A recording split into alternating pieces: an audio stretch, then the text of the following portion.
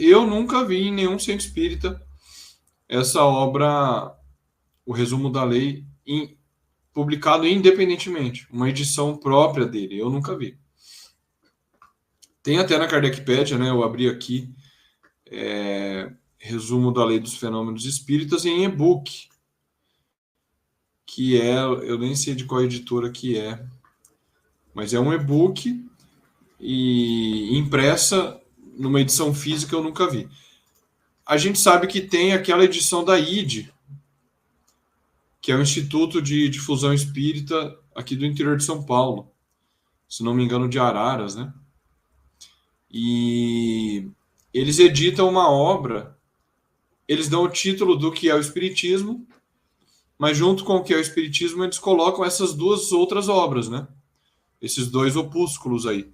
O Espiritismo em sua mais simples expressão e depois o resumo da lei dos fenômenos.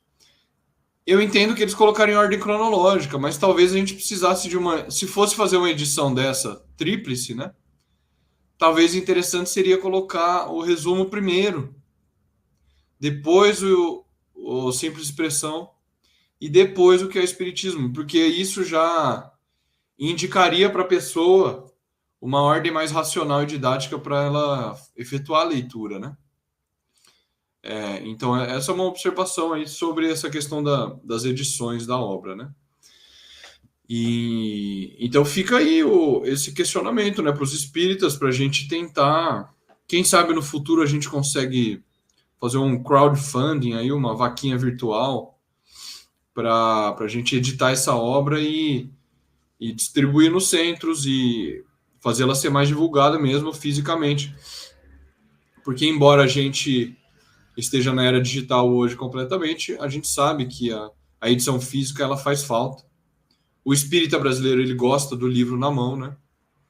Então é uma coisa interessante a se pensar.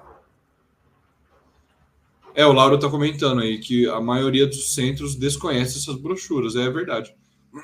Então, exatamente por isso que a gente está tentando divulgar um pouco mais. Né? E o outro comentário, na verdade, é só uma curiosidade assim que o Michel trouxe para a gente. O fato de Kardec não ter anunciado na obra, na Revista Espírita, a publicação dessa obra, que era uma prática bastante recorrente dele. Quando ia publicar uma nova obra, ele anunciava na Revista Espírita, e com esta obra, o resumo, ele não fez. Então, é um ponto aí ainda obscuro para nós, né? A gente precisaria investigar mais, quem sabe, com o decorrer dos estudos aí, os amigos espíritas também nos ajudando, a gente pode descobrir algo mais sobre essa questão. A Rosângela está perguntando aqui, essa obra para aquisição, onde podemos encontrar? Existe em livrarias da FEB ou no Kardecpédia? No Kardecpédia, com certeza, tá, Rosângela? O Michel provavelmente está aberto aí, eu estou com ele aberto aqui no meu computador também. Na Kardecpédia você consegue baixar gratuitamente. Tanto na parte de estudos, você consegue acessar, que é no site da Kardecpédia, que é o que nós vamos usar aqui no nosso estudo, né? Tanto na parte quanto na parte de obras e documentos. Se você entrar o Eric está colocando aqui na tela, né? Se você entrar no canto superior direito, tem uns 3 tracinhos ali. Você clica, vai aparecer obras e documentos. Exatamente, o Eric está colocando aqui. E aí em obras e documentos, você clica e aí vai ter as obras em PDF disponíveis gratuitamente para fazer o download, né? Que é diferente dessa parte aqui do Estúdio Kardec, que ele fornece o texto para a gente ler e estudar junto. Ali é o download do arquivo em PDF, né, das imagens.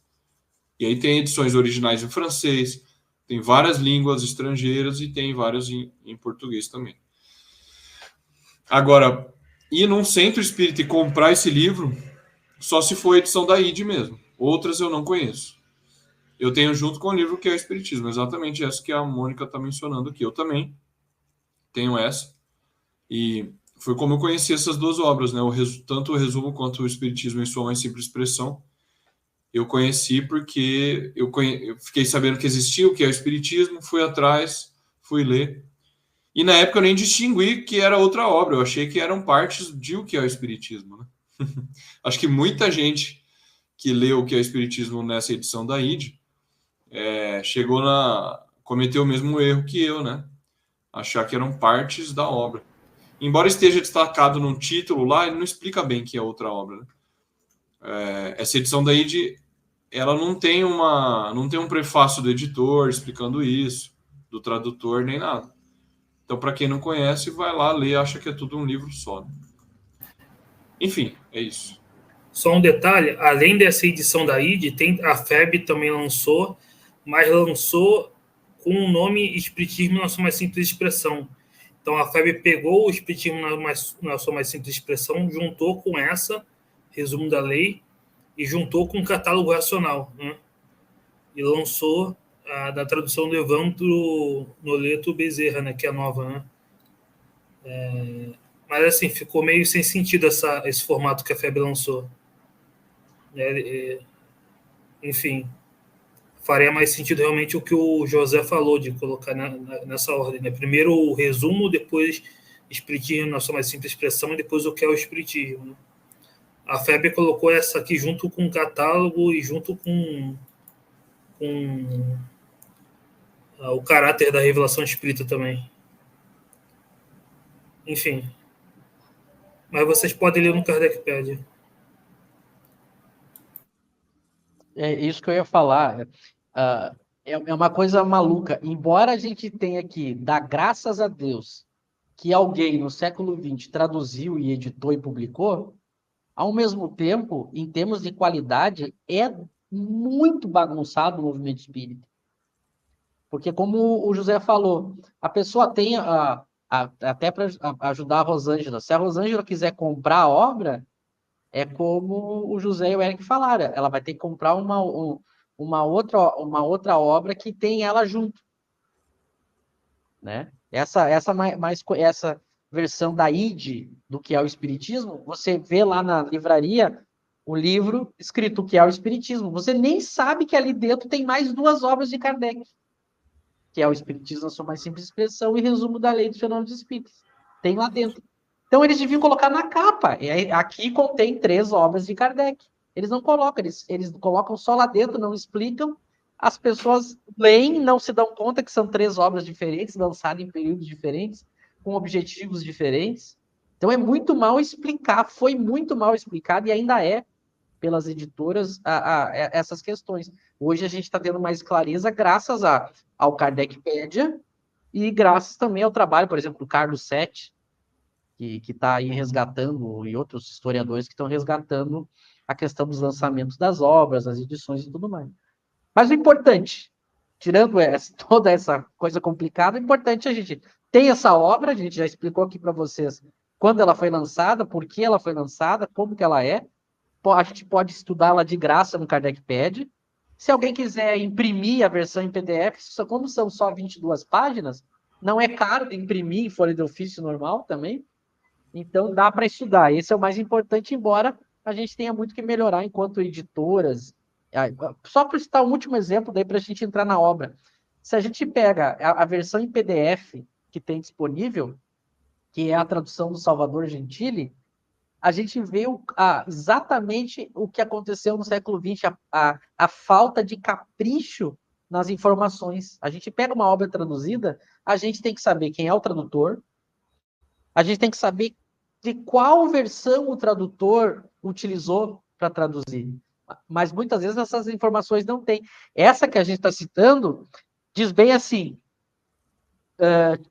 tradução Salvador Gentili, daí em cima está assim, título original.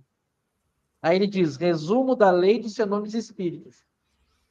Daí está entre parênteses, Paris, avril, né, que é abril, tá AVR, ponto, que é a abreviação de abril em francês, 1864, Chez Didier e companhia, que era a casa da editora, né? Só aqui nessa informação que o tradutor faz já contém um erro. Qual é o erro? quando ele fala título original e usa aqui entre parênteses dizendo que é de